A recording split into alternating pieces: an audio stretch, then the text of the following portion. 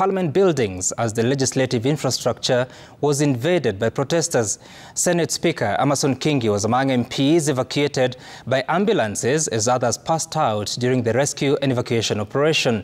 Seth Olale witnessed the dramatic happenings at Parliament buildings.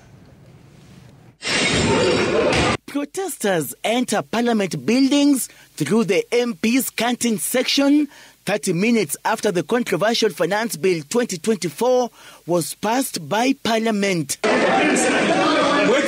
MPs who had been trapped inside the chamber following protests outside Parliament buildings were caught unawares as they scampered for safety. As protesters closed in on the legislators, the MPs rushed towards Parliament's emergency exit.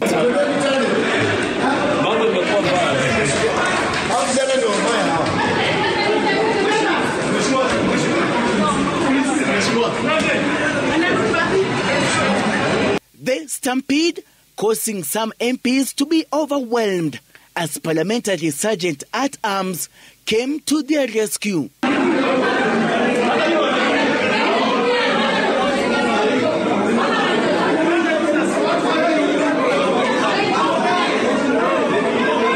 As protesters caused havoc inside various parliamentary buildings, the MPs were evacuated using a newly constructed tunnel that links the National Assembly and Senate chambers to Bunge Towers.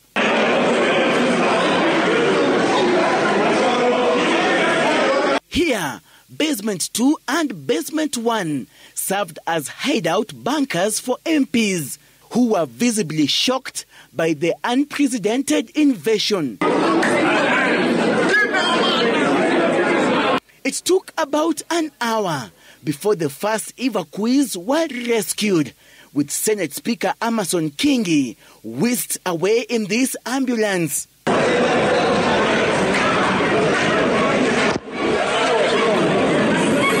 Personal belongings to some members of Parliament who were caught unawares. Right now, MPs have been evacuated from Parliament buildings. We saw the parliamentary leadership, including speakers from both houses of Parliament, being evacuated. Many more remained trapped in the basement area of Parliament buildings, eagerly waiting for expected help. Vehicles belonging to MPs were driven to safety in the basement area moments before protesters commenced the siege.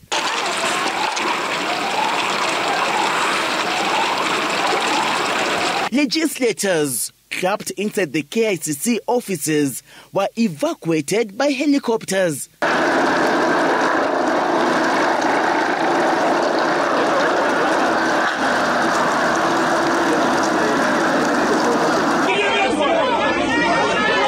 The invasion into Parliament coming a few moments after Azimio-allied MPs walked out of Parliament in protest after the controversial Finance Bill sailed through Parliament.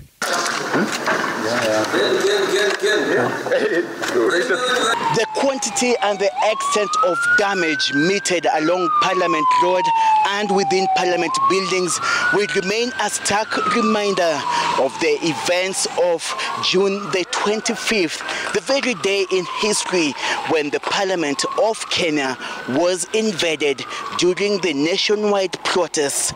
Seth Olale,